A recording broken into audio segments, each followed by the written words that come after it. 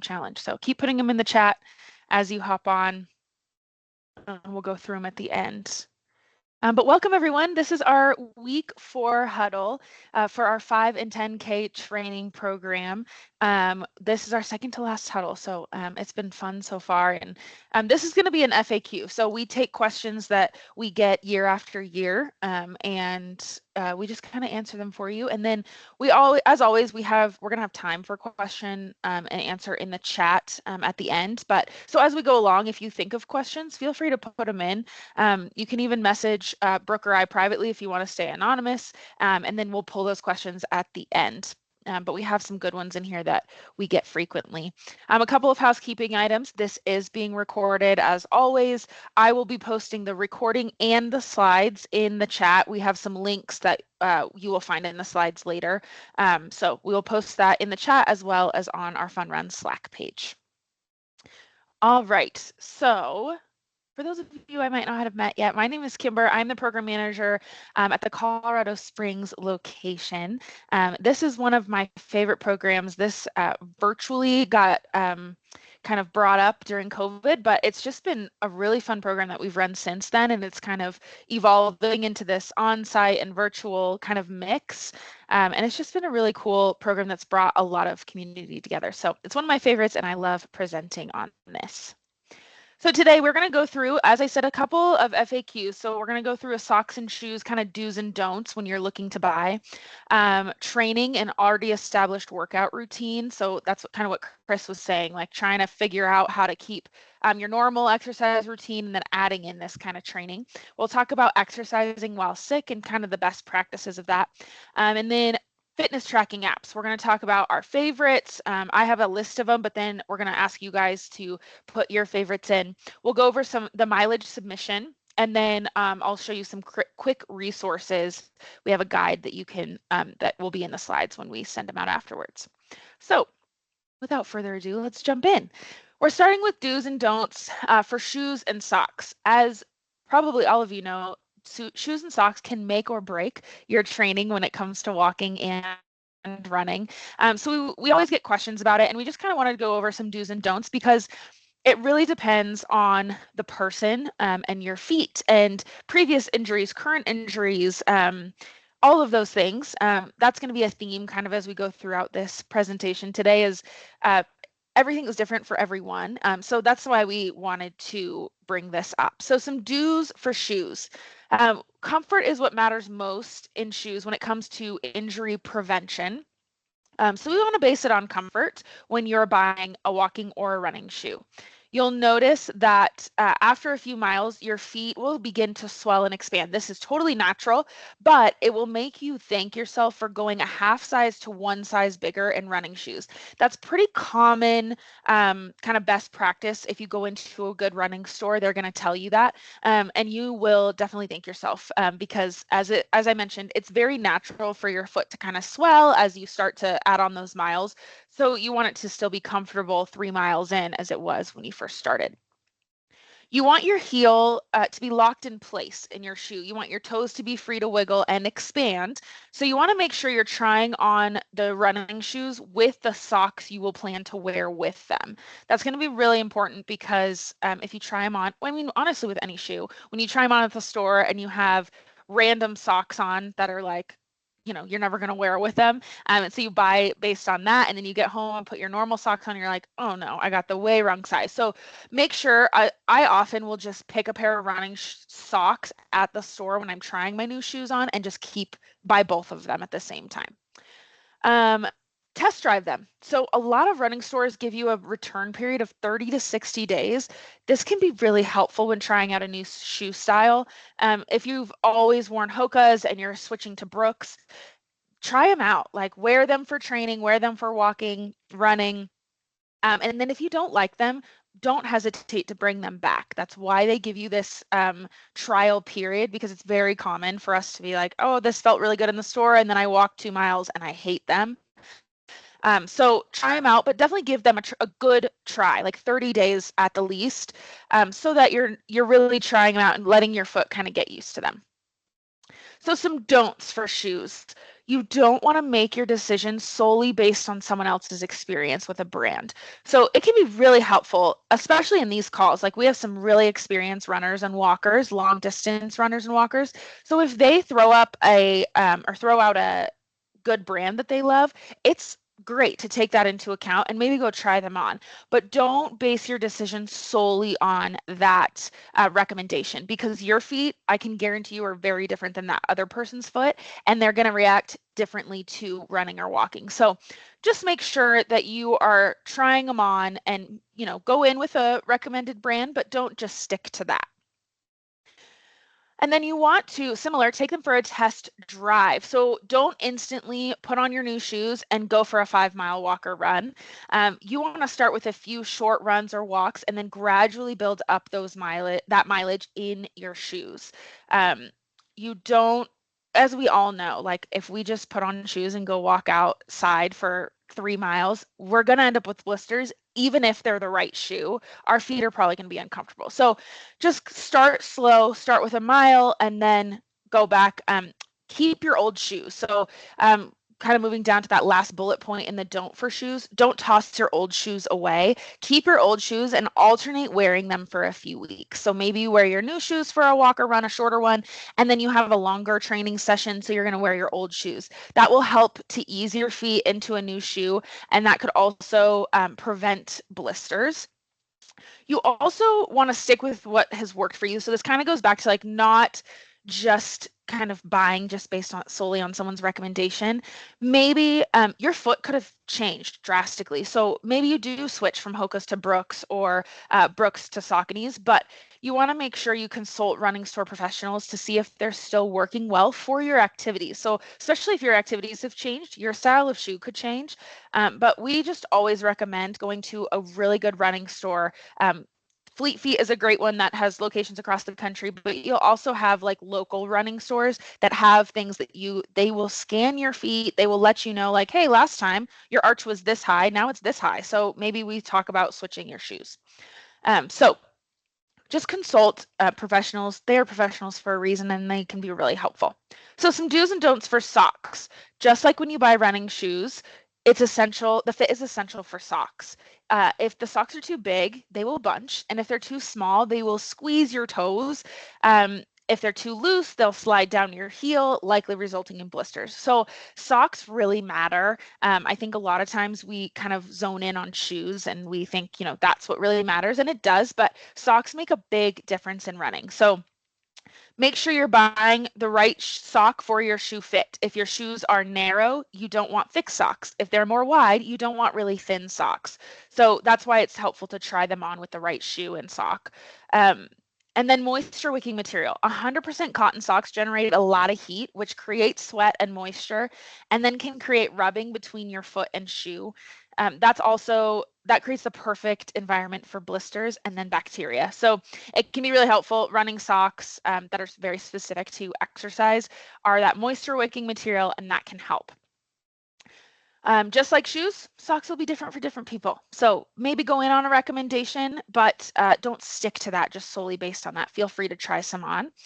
Good running socks can feel very pricey. I know the ones I buy are like $18 a pair, and you're like, oh my gosh, why am I spending this much money on a pair of socks? But they make a big difference. I would encourage you, if you've never bought a good pair of running socks, buy one, try walking and running in it, and see how big of a difference they make, because then that price will feel a little bit more worth it. So as we move on, I would love for y'all to put your favorite brand of running socks in the chat, because again, it's good to get recommendations. I know I got recommendations. That's how I found my favorite, and I tried a couple before I did that. So go ahead and put them in the chat if you have some that you love, and we'll read them out afterwards. All right, so training and an established workout routine. So this is something that Chris brought up as one of the challenges he's facing during this training program. How do I incorporate the running program into my current training program? So if you're trying to maintain muscle, you have a strength training program already going, and now you're trying to fit this running program into it, it can be really challenging, whether that's time constraints or just your body is tired and it doesn't want to do 2 training programs at once. So something that I always tell people is goals, goals, goals. The overall structure of your training plan should reflect what your goals are. And that can change. Like maybe this 6 weeks, your goal really is like, I want to be able to finish that 5K at the end of this 6 weeks. So my strength training program is going to kind of fall on the back burner. That's going to be my second, like my priority is going to be my goal or my endurance training for my cardio. So it's okay to kind of, based on the season you're in, based on your goals, in that it could last 4 weeks, it could last 6 weeks. It's okay to kind of shift your priority around when it comes to training.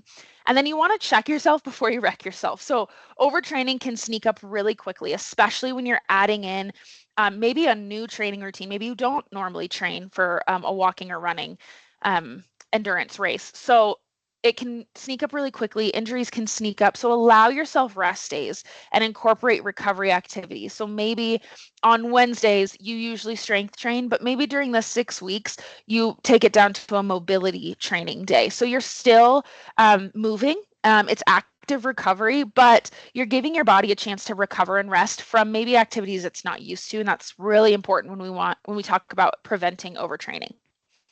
And then see it to believe it. Sometimes writing out on a calendar gives you perspective and allows you to fully plan out your weeks. I always love to write it out on my calendar at the beginning. I have a planner. I'm very type A, so it's very helpful. But then I always include at least 2 days where I don't necessarily have a plan for my workout, so that if something comes up, maybe I don't get a good night's sleep and I'm feeling extra tired, I have the flexibility to move that to the next day without getting behind on my training plan. So that can be something that's really helpful, but really just writing it out, whether that's on your Outlook calendar at work, kind of planning out that time, or physically writing it down in your planner. That's something that helps me. But listening to your body. So everyone is different, and especially as the seasons change, all of us have different weather right now and our bodies are reacting differently. So listen to your body. Again, if you wake up one day and you're like, man, I just don't feel rested, maybe you need to switch up that training plan for the day. It's okay to listen to your body and kind of shift that around. So similarly, exercising while sick. Again, seasons are changing, people are getting sick. So the question that comes up a lot is like, should I keep exercising? Like, I don't want to get behind on my training program. A general rule of thumb is if signs and symptoms are above the neck, so you have a runny nose, nasal congestion, it's usually okay to exercise with very low intensity. But if it's below that, so if your symptoms are below the neck, you have chest congestion, upset stomach, cough, it's best to not exercise. We don't want to get that heart rate up if we're not able to breathe very clearly. So that's something to keep in mind. It's just a nice, like, quick, where are my symptoms? Maybe I shouldn't exercise, or maybe I can. And then do not exercise if you have a fever or body aches. Exercising increases the risk of dehydration and can make a fever and muscle aches worse. Your body is already working at a high level. When you have fever and body aches, it's trying to fight off whatever is happening. So you don't want to put it through more stress, which is what exercise is. So again, listening to your body is a great rule of thumb here. You might be very different than the person next to you. Sometimes when you wake up and you're not feeling great, maybe oh, my body reacts really well to a gentle walk and I'm going to keep doing that. But maybe, like for me, sicknesses just break my body down. I am so fatigued for days. So I pretty much tend to not exercise. I'll stretch very lightly during those days. But so it's all about listening to your body. Your body is different. And just let yourself heal before you prioritize your training program in that instance. All right, so fitness tracking apps. We have some favorites and some most popular, but I would love for y'all to put your favorites into the chat. A few are listed here. So we have MyFitnessPal, Peloton, Apple Watch, Fitbit, Strava. Last year, we found out that linking Peloton with your tracker is actually super simple, which ended up being really helpful for people. So it can be helpful if you put something in the chat and someone's like, oh, I never knew how to link that. So feel free to put it in the chat. As a reminder, we do have a Strava page. You do not need an account for this. So it's a free, as long as you have a free account with Strava, you can access our page. You can follow the steps outlined on this this sheet. And then we also have that document pinned in the Slack page. So this can just be really helpful if, I know for me it's helpful for accountability, even if I don't have friends linked on my Apple Watch. It's just for me, like if I look back, I'm like, oh, I closed all 3 rings all 5 days this week. I feel really good about myself. So it can just be really helpful for self accountability, but also you can match with people and give each other kudos. So that can be really fun. All right, so before we leave today, I wanted to go over submitting your mileage. We will, on the next slide, you'll see that we have some on-site events at all our staffed fitness locations for this fun run. They're totally optional. You can do this in person or you can do it on your own, but submitting your mileage is all going to be the same. So I wanted to put this link out there because some of our on-site fun runs and walks are going to take place next week. So I want to make sure that you guys have this link. So at the top, that submit your mileage that's underlined is going to be the link to the mileage submission survey. We will also post that in the chat at the end of this. But whether you complete your fun run in person or on your own, use that link to complete your mileage. If you're in person, your program manager will have a QR code to complete your mileage there. In order to be eligible for a prize, you need to complete the submission form. So our prizes this year are reusable grocery bags with the logo you see on the screen. They turned out really well, and hopefully there's something that you'll all use. So if you're in person, your program manager has those to hand out to you when you complete the on-site event, if you decide to do that. If you complete it on your own, but you are located at a staffed site, you will still pick up that prize on site once you submit your mileage. And then if you're a virtual, you will enter the address you would like that prize shipped to in the mileage submission. Please note that this address must be in the US in order for us to be allowed to ship it to you. So if you have any questions about mileage submission, put them in the chat. I'm going to go through the chat at the end of this and we will answer them for you. All right, we're almost there. I just wanted you to have all these quick resource links. We have our Fun Run Slack channel. We're going to be posting all the updates there. You'll see pictures of people completing their fun runs there. We still have the training plans linked. I know we're into November, but they can still be helpful, especially if you already have kind of a good base of running and walking. We have some quick tips for success, the Strava link, the progress tracker, which is on the Google Drive. You can kind of see how each time zone is faring. Our YouTube playlist includes some warm up and cool downs, and then all the Huddle recordings that we've done from this year and last year. And then we have race day bibs, which are just a really fun way, especially if you're doing this off-site and with family, you can print these bibs out, everyone can wear them, and then you can post a picture on Slack. And then our on-site 5K events, these are taking place in Andover, Colorado Springs, Fort Collins, Houston, Roseville, and San Jose. So if you opted into those, on the registration, then you should be getting Outlook invites shortly if you haven't already. So if you think you registered for that and you haven't gotten it, reach out to me and I can pair you up with your program manager and make sure you get on that invite. All right, I'm going to look through the chat. I saw some questions and some good recommendations come through. So I'm going to look through the chat and then I will end with what's coming up next week. So there are some good challenges. If you look up in the chat, that's what we started with. If you joined late, we started with what our biggest challenge is during this training. So it can just be helpful to read through those. A lot of some weather, the time change really hit us during the middle of this training program. And then some injuries. Chris said going up a half size in his running shoe was a game changer. That is a big, if you've never done that before and then you do that, it can make a big difference. And Mark said the same thing. It was a game changer for him too. And he learned that from us. Oh, I'm so glad. Walking fast paced with a weighted vest and pushing some type of sled like a wheelchair, then running with no weight is amazing. Oh, that's a fun one. I also think that helps break up your training. Like if you do different things, I know like interval walks or runs are really helpful to pass the time for me, especially if I have to do it on a treadmill. Some good sock recommendations, and these are not ones that I've actually heard of much. So I think we have someone off mute. Let me just mute. Okay. So we have some good recommendations for socks. We have Sauconies, we have Vibram, I hope I'm saying that right, and then Roque socks for Chris. He struggles with the cost of good running socks, but I really don't know I really don't like how much of a hindrance to training blisters are. That is a good point. Spending money on socks is better than dealing with a blister for like a week and a half. So that's fair. Mike, about $20, but our wool, oh, they're called Darn Tough. Ah, so they wick very well and don't stink like regular socks. Also warranted for life, so you can go back to the store or ship them back and swap them out if they die. I haven't tested it yet as they are lasting so far. I've never heard of that one. That's awesome. My favorites are Bombas socks or Balegas. So this is cool to get some 4 new ones that I haven't really heard of. So thanks for putting that in there. Some training platforms, Garmin Connect, Apple Watch, Strava, Fitbit, MyFitnessPal, Strava. Those are all really good ones. Garmin is one that we didn't have on the list. I know that people really like that one and it's easy to connect with people.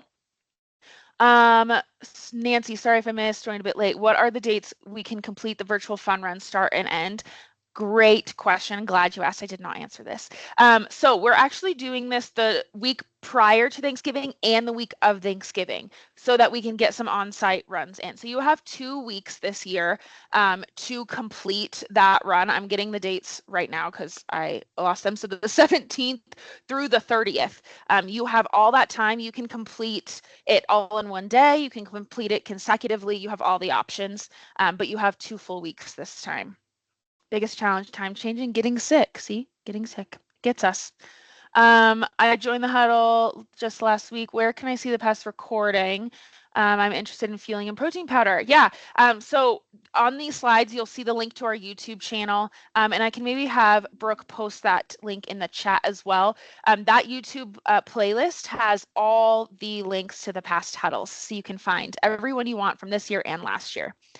The Vibram is a sock and shoe in one. Oh, that's cool. I'm gonna have to check those out. I feel like that might save you some money, so that's a good one. These are also great. Thanks, y'all, for the questions and the recommendations. If you have any other questions, how can I check if I signed up for 5K or 10K? I can check for you. That's easy for me to do, Isabel. So I can check. You will see that on the mileage submission, even if, let's say you registered for a 5K and you end up completing a 10K, totally fine. Or maybe you register for a 10K and you complete a 5K. We're not checking to see like, oh, you didn't finish your mileage. We just want you to move. So maybe you end up doing more than you planned, and that's great. Maybe you need to do less because of time and weather and sickness. So you don't have to do what you signed up for, but we can all check for you. So please let us know if you want, Isabel. I can get back to you on that. Feel free to keep putting questions in the chat. We still have some time, but I wanted to address the next week's training huddle. Our last one will be on Friday since Monday is a holiday. We want to give you time to kind of jump back into work on Tuesday. So Friday will be our last huddle. It's going to be race day prep. We'll all be on that call to present and kind of give our best practices. So we'll discuss race day jitters, what to eat, and how to be best prepared. I see a question. Can we break those 10 miles over a week? Yes, absolutely. So you can break them up into over 2 weeks if you'd like. You can break them up into 2 days, whatever you need to do. You can definitely break the time or the mileage up. When you submit your mileage, you will be asked just for the total amount of time it took you. So let's say you run 10, yes, you're right, Isabel. I see your question. I'll get it in a second. So let's say you run 10 minutes one day and then 15 minutes the next. You're going to combine that and say it just took me 25 minutes. So you won't have to put in like 4 days or whatever. Yeah, Brooke put it in there. 5K is 3.1 miles and 10K is 6.2 miles. So that's a good clarification. It is not 10 full miles. It is 6.2 and 3.1. If you would like to do 10 miles, be our guest if you're ready for that. But yeah, 5K and 10K, the mileage is up there. All right, y'all. Feel free. I'm going to stay on for a bit, but if you need to hop, you have 6 minutes. I'll give you 6 minutes back in your day. Thanks so much for joining me today and joining us. If you have any questions, feel free to reach out to us offline or put it in the chat. I will be posting the recording and the slides in the Teams chat and on the Slack page, so you will have that shortly. But please let us know if we can do anything to support you for these last couple weeks of training. Thanks, everyone. Happy Friday. Have a great weekend. Thanks, Kimber. Thank you. Bye, Shannon. Thanks, Kimber. Bye-bye. You're welcome. Bye.